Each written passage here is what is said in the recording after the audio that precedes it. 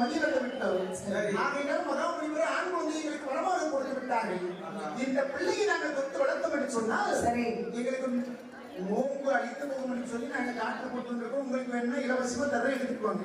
இலவசம் வேண்டாம். சரி அவன் வரைக்கும் பெண்களே என்ன பாவகிரியின் எங்கள் இந்த பாலகனை வளர்த்ததுண்டால்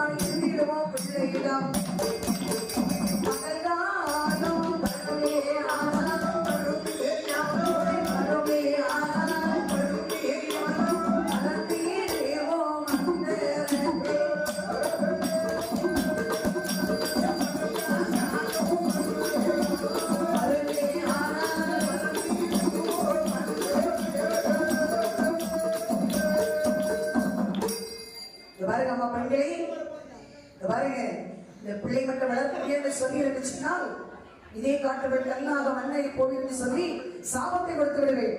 சாபம் வேணுமா பிள்ளை வேணுமா? என்ன வேணும்? பஞ்சாயத்தை கொடுத்ததுனால பிள்ளை வேணுமா சாபம் வேணுமா?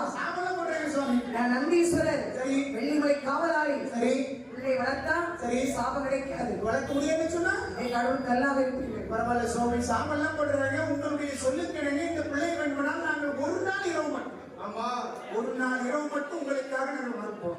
பகல் பொழுது வருகின்ற பொழுது அப்படி போட்டுட்டு அப்படி பறந்து போயிடும். விருப்பம் என்று சொன்னா பிள்ளைகள் விருப்பம் சொன்னா பார்த்த நந்திதேவன் சரி அப்படி ஆலோசனை செய்கிறார். அம்மா என்ன ஒரு குழந்தையாக இருந்தாலும் சரி ஒரு நாள் இரவில் வளர்த்தெடுக்க முடியுமா? வாய்ப்பே கிடையாது. கஷ்டம். அம்மா ஒரு பிள்ளை வளர்க்கணும் சொன்னா சரி 5 வருஷம் சரி 7 வருஷம் சரி கஷ்டப்பட்டு வளர்க்கணும். அம்மா வளர்த்து விட்டோம்னா சரி பிள்ளை வளர்க்கறதுக்கு சிக்கல் தான். கொண்டாட்டி வளர்க்கறதுக்கு சிக்கல் தான். அம்மா அப்படி என்ன சிக்கல்? கல்யாணமே கட்டலாம் போலாமா? இருந்துடாப்பா. எதுக்கு கல்யாணம்? யார் இருக்குறா? கண்டிப்பா பெரிய சேர்ந்து நடிச்சு வைப்பாங்க.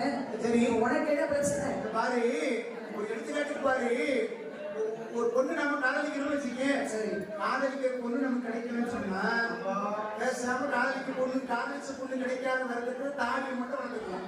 சரி தாடியை மட்டும் அப்படியே வளர்த்துக்கிட்டு கேப்பதா சொன்னாலும் ஒரு ஜாதி